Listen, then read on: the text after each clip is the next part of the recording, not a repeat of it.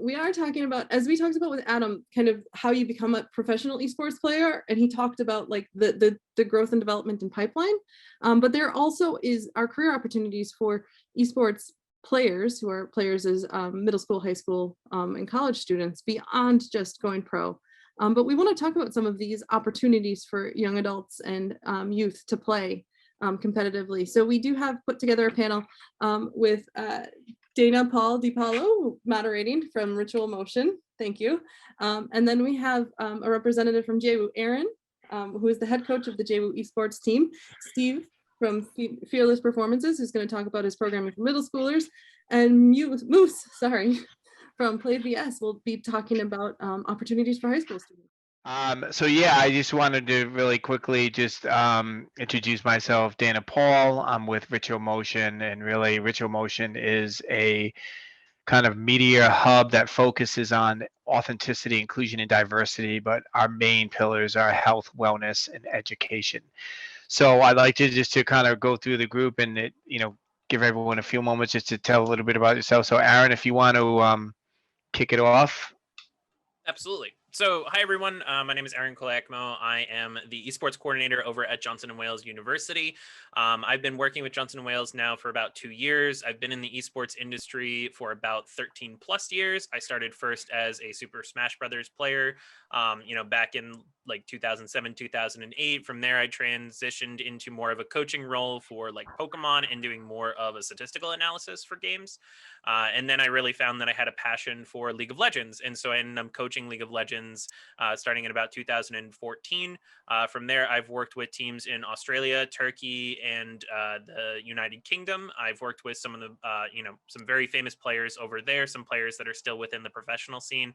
And I've also been able to develop and generate some of my own software, which I've sold to some of the large name organizations. With Johnson & Wales, we have over 200 students that are active on campus in some fashion for our teams. We have 17 different teams across 14 different games. This past season, we actually walked away with about 4 different trophies across, 3 different organizations that we worked with. Students actually earned a little over $2,000 in prize money as well. So we're really, really proud of all of our students and what they've accomplished throughout these past couple of years. That's great. Steve? Yeah, Steve Siebold. I'm with Fearless Performances. I come at this from a little different angle, more youth sports, always been involved in athletes. I work with athletes. I'm a mental fitness trainer. So we were looking at a vision of creating mental fitness to be as accepted and seen the same by kids as physical fitness. And inside of that, a mission to go out there and teach as many young kids as we can about what mental fitness and emotional wellness is. And we ran into esports. So I am not a gamer, but I understand the impact that traditional sports has on kids. I'm a coach, and I've coached for many years. I have 5 kids at all different levels and all different sports and all different organizations. So esport has been great because of the benefit it brings to the younger kids. Our kids, who we have 2 who are 10, are both big esport gamers. And during the time of the pandemic, when everyone kind of came indoors and was self-isolated, if you will, they played games. And for some of us parents, it was a little concerning because we didn't understand what the kids were doing, what environment they were in. So I see it as a way to get esports itself as a way to get all the kids into a team environment, into a collaborative environment where they're communicating with each other. And for us to be able, when I say us, Fearless Performances, for us to be able to get kids into an education program that teaches social emotional learning. So I'm excited about esports, thrilled to be on this panel, and thrilled to share what I can as it relates to mental wellness, health, and esports. Great. And Moose, do you want to give us a little bit about your background and the organization you're with? Yes, of course. Can you hear me? Yep. Awesome. Perfect. Hi, everyone. My name is Moose Yusuf. I am with Play Versus. I am the account executive for the overall New England region, working with schools, high schools specifically, Play Versus essentially is sponsored by the NFHS as basically a high school esports sort of platform for different schools to be able to compete with each other throughout the US. Now we have about 25 or so, 23 or so sanctioned states that compete with us, including our partnership with the RIIL in Rhode Island. So we have a ton of schools that come compete with us here at Play Versus. I'll personally live on myself. I'm a lifelong gamer. I've been gaming for as long as I can remember. I enjoy the industry, love the industry, not just from a gamer point of view, but also from the business side. I've been watching the industry grow year over year. It's been fantastic. My background, I've worked at a few different tech companies, specifically focusing in the esports vertical. Right now, Play Versus. Before that, I was at CB Insights. I was at Bitly, and I've always sort of enjoyed seeing the growth within not just esports as an industry, but also the tech side of esports, the software side. So happy to work with schools, helping them onboard. We have two seasons, fall and spring. But yeah, that's sort of my background here. That's great. So, I'll start off with we all know how large the industry is, and that it's just growing at an incredible pace from elementary school up. But, I'll ask the question, what skill sets do you feel that these kids can take with them from being in an esports program, say at the junior high level and up? What skill sets can they learn from playing esports, and what skills can they take with them as they go on to, college and even on to careers?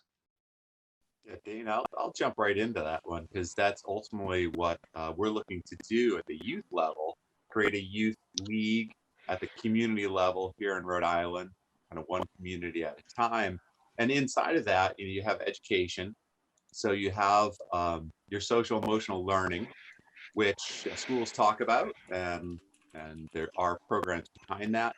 But esport is really the way to learn that. And when you talk about mental and emotional wellness, it's for kids at a very young age to understand how their emotions and their thoughts affect their actions, and how they perform under stress and duress, and what to do to keep themselves from being tilted, getting too emotional in a game and losing their emotions. So when you deal with 10, 11, 12-year-olds, they're very much based in emotions, especially in traditional sports, and no less in esports. So we can teach them life lessons on how to recognize, how to be self-aware of their emotions, how to use something like their breath as a tool to calm themselves down and control their physiology. So important as an athlete, whether it's electronic gaming or not. And then to be able to take that and have regulation over their emotions, or self-regulate their emotions. Realize what motivates them a little bit more than just the game themselves, but what really is their inner motivation. Where do they get their strength from? Kind of that purposeful side of things. And then finally, social skills and leadership. So how to work as a team, communication, which if you see some of the kids play these games, communication is intense. They're all using headphones like this and microphones, communicating. And if they're talking over each other, they're not going to understand what to do or how to strategically get forward or win the game. So very important in life, in communicating and working as a group, and making decisions on the fly. So a lot of life lessons that the youth can take forward, especially when they get up to the high school level on Moose's platform, and when they get up to Aaron's level at the college platform. And a lot of the time too, Aaron, what do you see with that same question? Yeah, so in a lot of the times what we're actually kind of seeing within, the realm and everything like that, when I wasn't the most physical person, right? In growing up in elementary school, I ended up breaking a wrist when I tried doing wrestling. I ended up fracturing my shin when I tried doing soccer, right? So, physical sports were never for me. So it's always, esports was a way that you can still have that team environment, and you can have these students that are competitive and they're able to, move on and be within a competitive realm. I did chess club, chess team. I was like second chair or second table, whatever you want to call it, for my chess team in high school growing up. And, I loved it, right? I was a big competitive person, and that was just a way for me to kind of, show that competitive edge that I always wanted to have. And then, eventually falling in love with Super Smash Brothers, and then the journey just kind of took off from there. With all that being said, though, we're finding more and more, especially within the esports realm, and even at the college level for traditional sports, that students are finding career paths that they never really thought available to them, right? There's not just the player path. Of course, if I have a student that's, good enough to go pro, and that's something that they want to pursue, I'll put them in contact with a lot of different organizations to, help them get and reach those goals. However, if I have a student, that's interested in the graphic design portion, Johnson & Wales is one of the top graphic design programs. It's the second best one in the state because we have RISD here, so I can't claim that, right? However, you have the graphic design students where one of my marquee students, Nolan, he was working with Steve on the middle school camp, and he ended up making the logo for it, for something that he's trying to do. I had another student who he was working as a intern. He was getting paid to work with me for the esports program, and they did all of our graphic designs this past semester. They were doing, scorecards, win cards, schedule makings. They did customized skins for all of our players and put their names on all of those skins. So that's just kind of a really nuanced kind of personality. But, when people think of Johnson & Wales, they mostly think of us as a culinary school. You have team chefs and house chefs that are happening for a lot of these players. You have nutritionists that are going in. If I'm going to be sitting down for 8 hours a day, I need to have, a different nutrition than someone like Michael Phelps, who was eating like 6,000 calories a day or some crazy amount like that, especially when he was going before a match. So there's a lot of these different areas that people don't necessarily realize, especially within the esports realm, that, we would also have within the traditional sports realm, sports medicine, sports management, things like that. All of those things are still really important within the esports realms. And so there's multitude of different career paths that, these students can find if they're not going to be suited to going pro. Great. And Moose, what is your thoughts on that overall? Because I know Playverse is nationwide, really successful company, and you folks work a lot with high schools and middle schools and colleges. What are you seeing? Yeah, no, of course. It's a great question.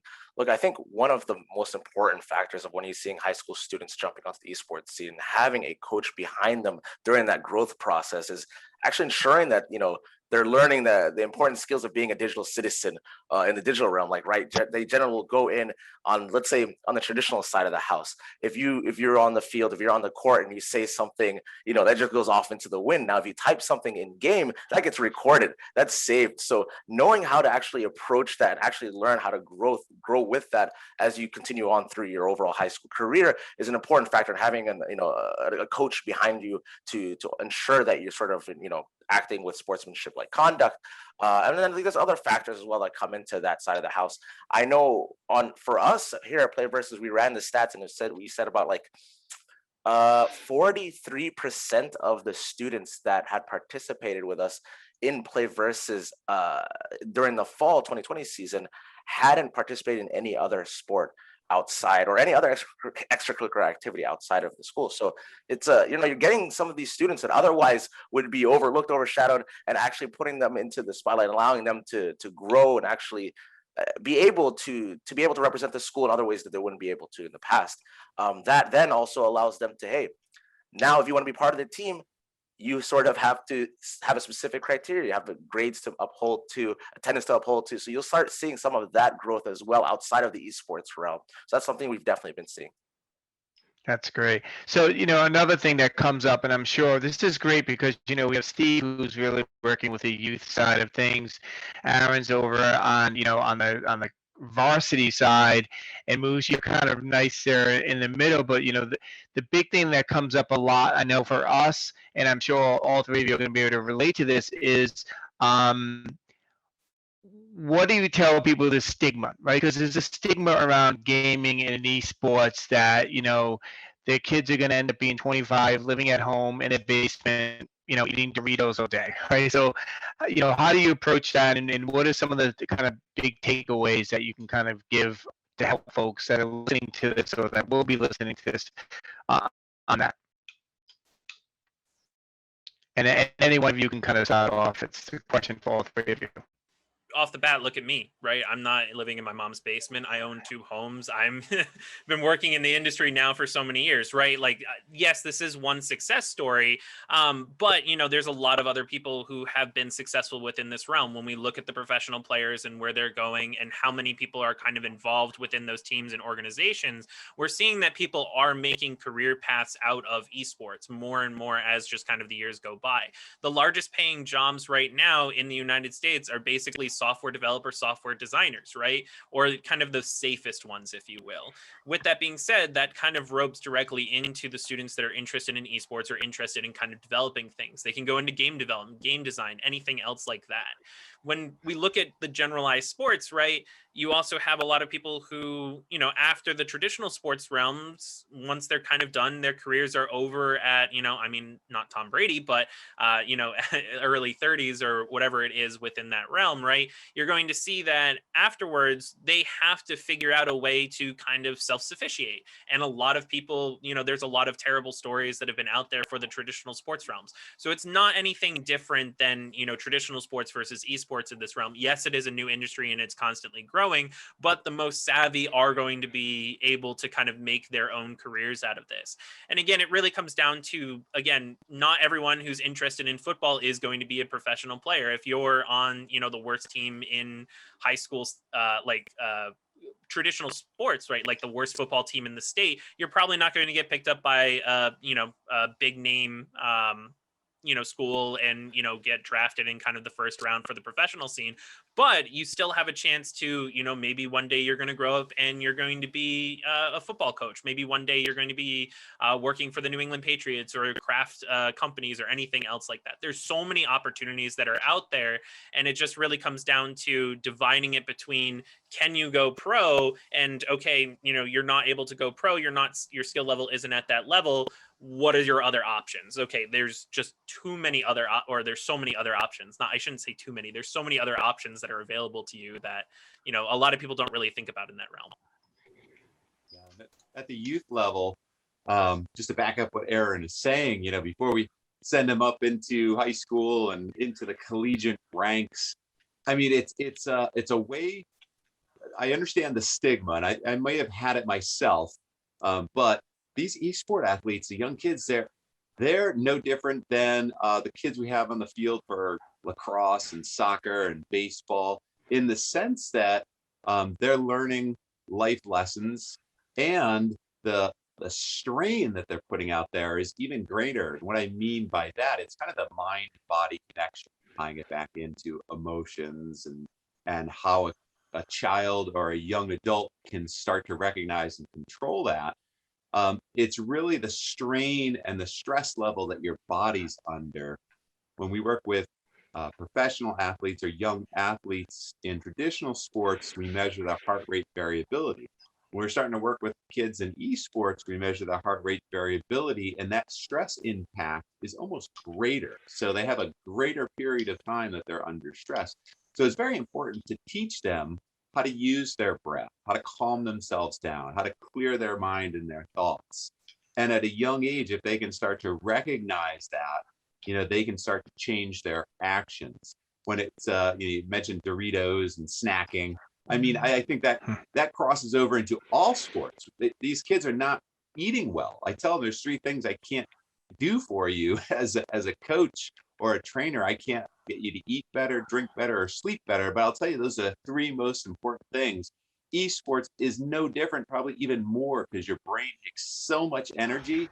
You got to feed it properly, right? So they really need to understand hydration and drinking water, no matter what sport they're playing. They're cognitively, they're going to be better, especially inside these gaming sports. I mean, they have to be on for long periods of time, multiple games. So they really have to know that and keep their emotions in check while they do that. So to teach that for a child at a young age is very important.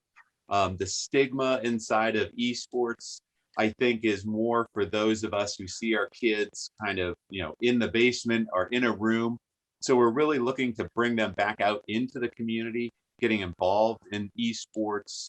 As Moose said, 43%, maybe even higher, don't get involved in traditional sports. So that's where we wanted to impact the kids. So to bring them into that team environment and to teach them the leadership skills needed.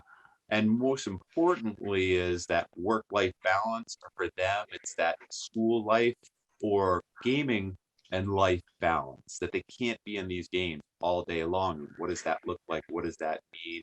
What other passions do they have? Get out there and exercise. All of that is so important. And I think, that the stigma will go away once we bring to light the athletic portion of gaming, how similar that is to traditional sports. Definitely. And to piggyback off of that, I would say when it comes onto the career side, if you look at the traditional sports like basketball, the NBA has the rule set up. The NFL, the NHL, all of that sort of segmentations, it's already there. It's all set up. When it comes to esports, the game publishers are creating their own different game titles.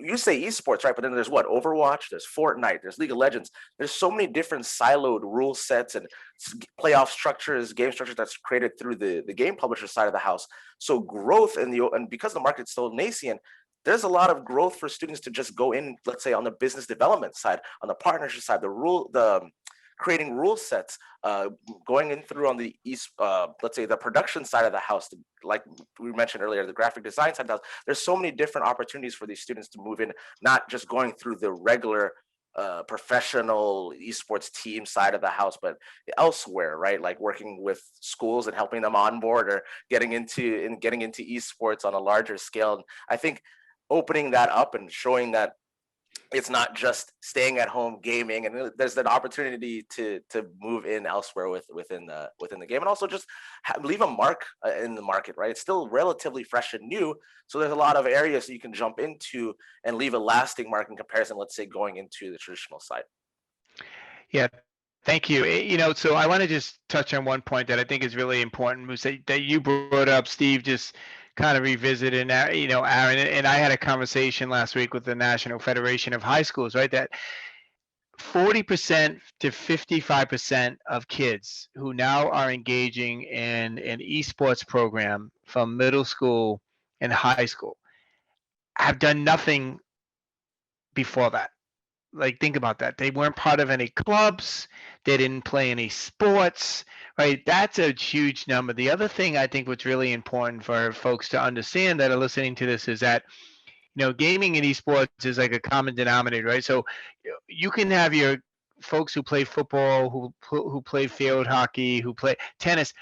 The one thing they all do is that they all game, right? So all of these kids are gaming. They're all participating in gaming. I think it would be really helpful for folks to understand, because right now it's really at the varsity level, where all this stuff is happening. But Aaron, if you could just touch a little bit, and I'd like to get everyone else's thoughts on this, is just where things are going. I bet most people don't understand right now that there are colleges that are giving scholarships for kids to play esports, right?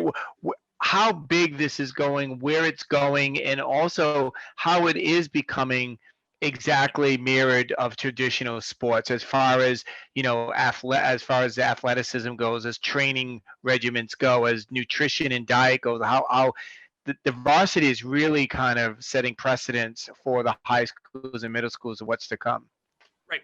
So to even comment on that too, last year I gave $100,000 in scholarships for students to come to the university to play for my teams, right? That's a small amount. Okay. When we actually kind of put it into the into the whole realm of where esports is, we are not, the top rated, esports organization within the country. We're the top one within Rhode Island. But, I have competitors such as Bay State. I have Emerson College who, they're looking to start their esports program. I have Northeastern, right up in Massachusetts as well. I have Maryville University. I have UCI. I have Harrisburg University. All of those universities give full full rides. And I'm not talking one full ride. I'm talking entire team full rides. Bay State this past year, they gave 10 full rides to League of Legends players. They gave 12 full rides for Overwatch players.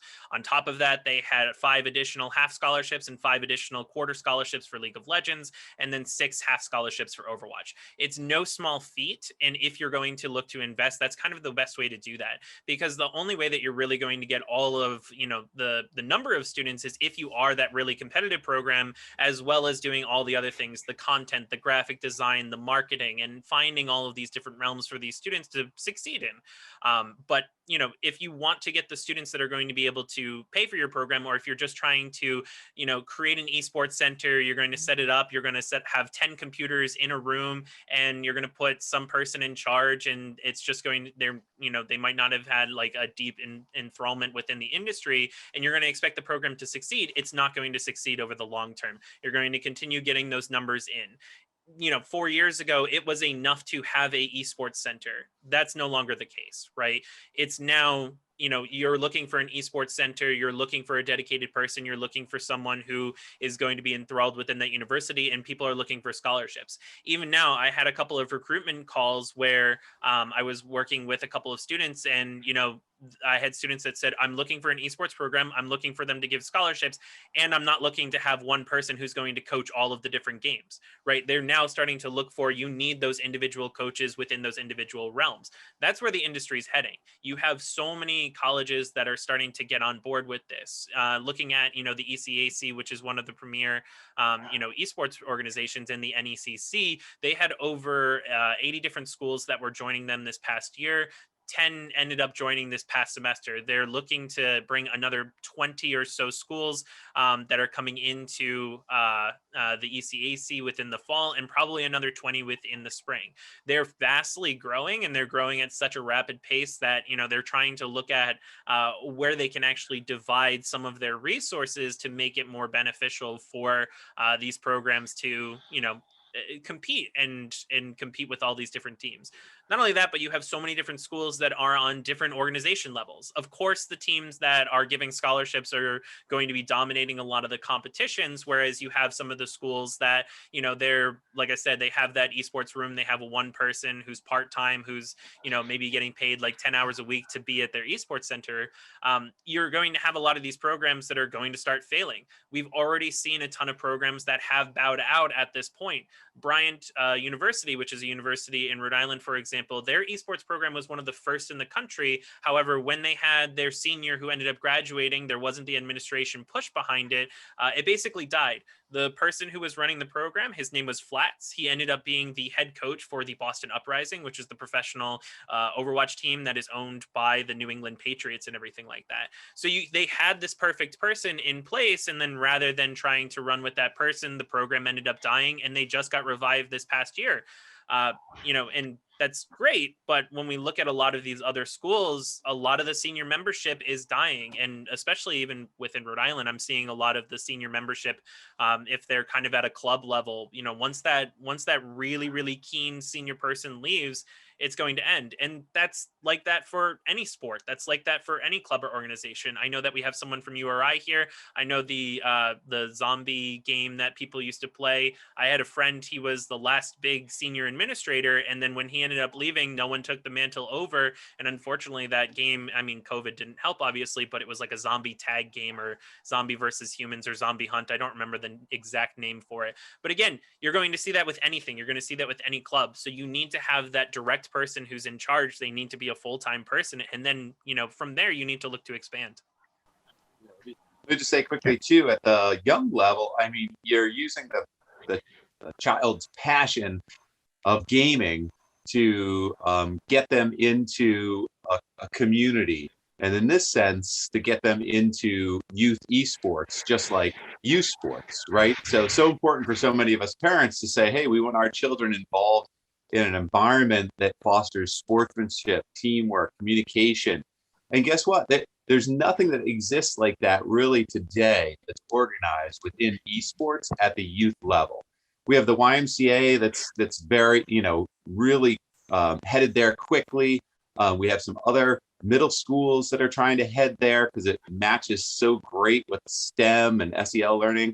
but there really is no youth esports. And to your point, Data, to bring the children into a place where it's organized that gets them ready for working in a team environment that they'll face when they go into esports in high school, and definitely Johnson Wales University. So, let me just finish off by saying, if I played Division I football, if I wanted, I had youth sports at my disposal to learn everything to get me ready to play football in college. So that opportunity allowed me to get involved with where I think esports is headed now, and the reason that we're looking here at putting up a youth esports league within Rhode Island specifically for that. At least on the high school side of the house, obviously having that structured environment for the students is important for overall growth. Now, on our side at Play Versus, we offer, I'll say this year alone, we offered 600,000 in scholarships spread out through the country for different leagues. So there's not just the league side that's offering scholarships. Obviously, there's the collegiate side, as Aaron mentioned, that's offering scholarships. But there's a plethora of there's definitely help that goes around for these students to be able to move up the ladder, be able to choose their own path, for sure. Yeah, I agree with that. So what's interesting too, I'd love to get this a quick. I know my where I think things are going to be within, I'd say, the next year, because I think you can only look at esports. You can't really go too far in the crystal ball with it, because things are changing rapidly. Everything is happening so quickly. Once again, if someone would have said to me even a year ago, that, hey, Ninja professional gamer is going to make $5 million in 1 month just on in-purchase games, playing Fortnite, I would have been like, what? So things are really moving, but I'd love for each of you just to kind of give where you think things are going to go from in the next year, where you see this youth, middle school, high school, and varsity programs going within the next year. For sure. I think, go ahead, sorry. Just starting at the age level, with the youth and middle school, we're right at the cusp of it exploding because of what Moose has done and Play Versus has done at the high school level, what Aaron's done and JWU has done at the collegiate level. So it only makes sense to bring this down into the youth level and youth sports. And the vision of where I see that going is just like traditional sports. If you're running a league, a traditional youth sports league, you'll see esport no different, other than instead of soccer or baseball, you'll have Overwatch or Rocket League, Smash Brothers. You'll have different games being the different leagues that you can sign up for. You'll have different seasons within that. Your playing fields will be different. And that's where middle schools will come in, because even at the middle school level, you have outside playing fields for all those traditional sports. You'll have inside playing fields that'll fill classrooms after school. You have equipment there already that you can utilize, plus investment from organizations like mine who are putting up a youth esports league in conjunction with what the middle school wants to do. So you'll have a middle school esports league and team, right? You'll have the youth esports team, and then you'll have club leagues. The other organizations that are these big land centers that really I see them as the club league. If you get involved in youth sports and youth esports, where does your child want to go after that? And do they want to become dedicated into this type of game, or they want to get to the level of college and Aaron's program so they can go into a club format? So the reason I got involved with esports is because I see it no different than traditional sports. I see where it's where everything's headed. And then to be able at the very beginning at esports for our organization to be able to influence the kids to make sure that they're understanding the mental and emotional wellness piece, which I think is huge right now, especially coming out of this pandemic, getting back into being social, getting back into working with others, right? And understanding why our emotions go awry, or whether within the game we get tilted, to recognize that, to understand how this can turn into something purposeful, if not a gamer, which very few make it to college and then to professional sports, which I know. So what are you going to do afterwards? And that's where the STEM careers and inside the middle schools, it's just where it first kind of starts with science, technology, engineering, everything, mathematics. Those are the type of kids who game, and to give them a community, an inclusive community where they can get together, feel part of the community, feel part of the school system, and then that will foster the next level, which is the high school and then the college. For sure. And I think, Steve, that's a great point on the route of, let's say, coming back from the pandemic and being able to, let's say, play together in a specific area, whether it be land centers, venues. I think that's where the growth is going to continue with regards to, at least to a certain extent, mixing the social aspects with the esport aspect. I think that combination is definitely going to help out, help the industry grow. On top of that, I think the growth around mobile esports. If you look at, let's say, League of Legends, look, they came out with Wild Rift not too long ago. So how many folks out there have gaming computers? How many folks out there have consoles? You know, that number is limited to a certain extent. Now, when you look at cell phones, a plethora of people have, a ton of people have cell phones. So you're able to go in and just jump in and play, you know, League of Legends, obviously not League of Legends, the full-on PC style, but pretty similar on Wild Rift on the mobile area. And we're seeing the mobile esports genre growing rapidly in the next coming few years. I think that's definitely one area where it's going to grow. I think another area when we're talking, we had a great conversation around students. I think the amateur side of esports is going to start growing as well. On the adult side, I hear it every day where coaches are like, hey, look, I want to compete. How do I jump in? How do I compete? I'm like, oh, okay, you're not a high school student. It's not going to happen. But hopefully soon enough, we'll be able to see more amateur style esports competition for the adults and those other folks to be able to jump in and play. And it's funny because, you know, when we were all asked, you know, what's the speculation in the couple of years, we all unmuted, right? Because we're all really excited about, you know, what the industry is going to do and where it's going to grow and everything like that. I mean, from the collegiate side and even the high school side, there's a ton of problems that are currently in the industry, and the problems are kind of systemic, right? There is a toxicity and an online bullying and a virtual bullying problem that, you know, has some kind of persisted within these. There's that different mentality when students get behind the screen, as, you know, when they're in front of the screen. And, you know, we've all had to deal with that. I've even had situations of students at my club organization level that I've needed to, you know, reprimand for issues that have kind of occurred. There are issues, especially within the collegiate scene, about, you know, the pro versus amateur issue, right? When you have basketball, as soon as you proclaim for the NBA draft, you are no longer a college amateur. You are no longer that amateur. You are a professional. Well, you know, we look at Bay State, they picked up Quas. I have a poster of Quas on a poster in my office here because he was one of my favorite players on one of my favorite teams.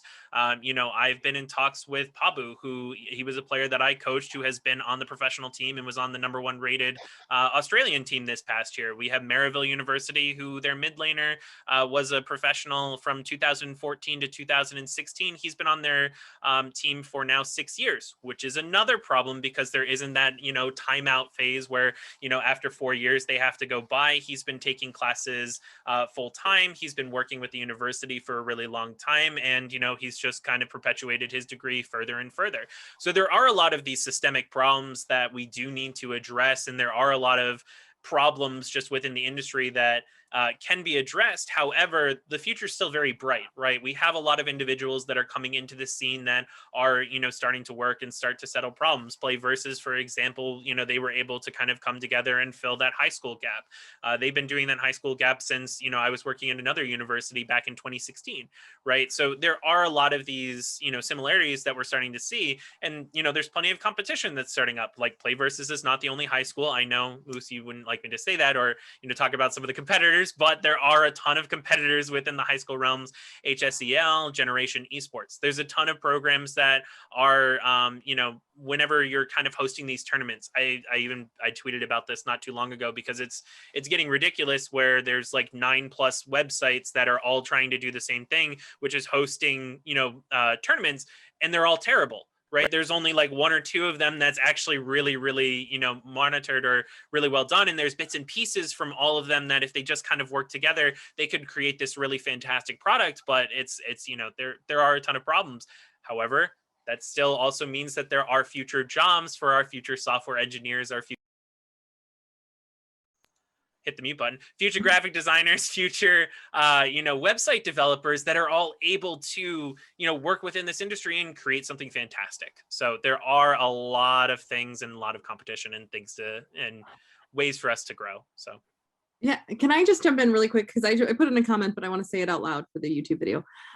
You bring up all these issues, but you're all also professionals working in the industry, and you're recognizing these issues right now, like at the birth. I mean, I realize that it's been around for a while, but it's still so early on.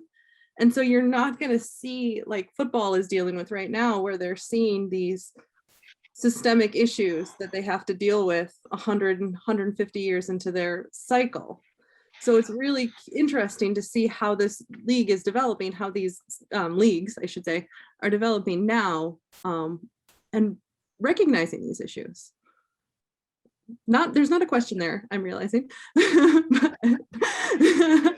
dead on with that, because that's what we're trying to do at the youth level, it's our opportunity to start things out the way that we want to now. Like if you take the NFL and what they're doing down at the flag football and Pop Warner level, they're trying to take positive coaching, they're trying to take values, and they're trying to make it life lessons. It's all about social emotional learning right now, and teaching these kids that. And so, as Moose said, we're losing 43% of that population because they don't play sports. So esports is a way to bring them into that community, and now we'll be on message and on point with organizations like the NFL and others with positive coaching and that Positive Coach Alliance social emotional learning platform. So yeah, your statement is where we're headed, truly. Yeah, I'm just going to say one thing, and unfortunately, I have a hard stop in a few minutes, but I will love this conversation to go. And I think if we want to make a difference, right, everyone on this panel right now is Rhode Island based. So Moose, I know your focus is in New England, but I think there's a real opportunity here. And I've said this, I call it industrial revolution, right? So I think there's an opportunity to really make Rhode Island stand out, right? Because no state has really taken ownership yet of esports programs, and it can't only happen at the private level. I think this needs to be a collaborative effort with private sector and also government sector and state sector coming together and really trying to make a difference, because there is such an amazing opportunity in this industry. And I think if we can start where Steve is at from that level of youth and put together some really great programs that go on to the junior high, high school, and college, but we do it collaboratively and not competitively, as one major group, and really put Rhode Island on the map, I think that could really be amazing for our state. Definitely. And I think what's really exciting for us at Adventure Cafe is that, yes, this is a growing industry and there's going to be new jobs coming in, but there's also this opportunity to build the youth and the careers for the kids coming out of college and high school in the next few years. So I think there's definitely some real excitement behind it, and it's something that we're happy to support. So do any of you have one last thing to say before? I know Dana has to pop off, so before we stop recording and we can. Yeah, no, I'm just like I said, I'm thrilled to be here and part of this esport uprising. I do hope that Rhode Island kind of grasps on to it, because it really does. When you look at the youth level and education, all the STEM fields, there's so much curriculum behind it, and gaming and coding and technology, that it fits right up into high school, right up into college, and then hopefully we retain these kids and our own talent to increase jobs within the state as well. Hey, thanks, Steve. Amy, this is Suli. Would it be helpful if, before we stop recording, we give all the speakers a chance to say out loud some of the links that they've shared in chat, how to get in touch with them, and or start to participate or have their kids participate in some of these amazing programs. I think that sounds fantastic. So Steve, then Wonderful. Aaron, then Moose in my. Yeah. So we've got a new initiative. I'm working hand in hand with Johnson Wales University, Aaron and his students, his best and brightest, the professional players. We've got a couple camps running this summer at Johnson Wales University, an Overwatch camp and a Rocket League camp. And that can be found at RIYouthEsports.com. All the information and the camps are there. And then we're also working with communities. We see everything that we talked about kind of coming up from the community and the community level because of the parent and community involvement to shape what the sport will become inside of youth esports. So on that same RIYouthEsports.com website, we'll start introducing more information, probably one community at a time, for what we're going to implement in Rhode Island at the youth sports level. So thank you for that, Suli. Absolutely. I think I'm next. So again, I'm with Johnson Wales University, so jwu.edu. That's where you can pretty much find out all the information for the university. I'm also just going to put everything in chat. So my email is there. It's A and then my last name, which is Koliakmo, just so that everyone knows that pronunciation because it's always difficult, at jwu.edu. You can also follow our team at JW Esports on Twitter. We do have an Instagram, but it's pretty much hasn't been in use. We've been mostly focusing on Twitter and everything like that. And then also I posted my Discord in there. If you do have students or if you have players that may be interested in looking at the university realm, you can always send them that way. If you're not sure what Discord is, that is a platform. It's a free to use platform. Think of it like Slack. Think of it a little bit like Microsoft Teams as well, but mostly for gamers, right? It was originally started as a competitor for Skype. So it has voice integration, it has channel integration and things like that. Really great community tools as well. So, I'm always on Discord. That's kind of the big thing. And if you tell any student that's interested in gaming, they'll pretty much know what that is. So they can always add me on that platform as well. Or if you're interested in adding me on Discord, more than happy to continue chatting there. But email, Discord, Twitter, any of those, I'm always available. Awesome. Yeah. Awesome. Sorry. Yeah, no, thank you, Amy, for reaching out. Thank you, Venture Cafe, for hosting. Really enjoyed being here and speaking with everyone. Really enjoyed the conversation. Definitely. One way to contact me is through my email here at PlayVersus, moose@playversus.com. PlayVersus spelled VS.com. Moose spelled like the animal. And on top of that, I'll post it here in chat. Accidentally muted. When it comes to students looking to play on the high school side or administration that would like to jump on and potentially look at PlayVersus, I'll post the link in chat, but I'll also basically say it out loud. If you're in Rhode Island, go to playversus.com, playvs.com/Rhode-Island, and I'll direct you to our Rhode Island page. It'll basically just have you reach out and set a conversation up with me, and I'm always happy to chat with anybody along those lines. On the youth side, for folks that are on the standalone, let's say potentially interested, but not necessarily on a high school team, we do have the youth league as well, playversus.com/youth-league. So yes, thank you so much for having me.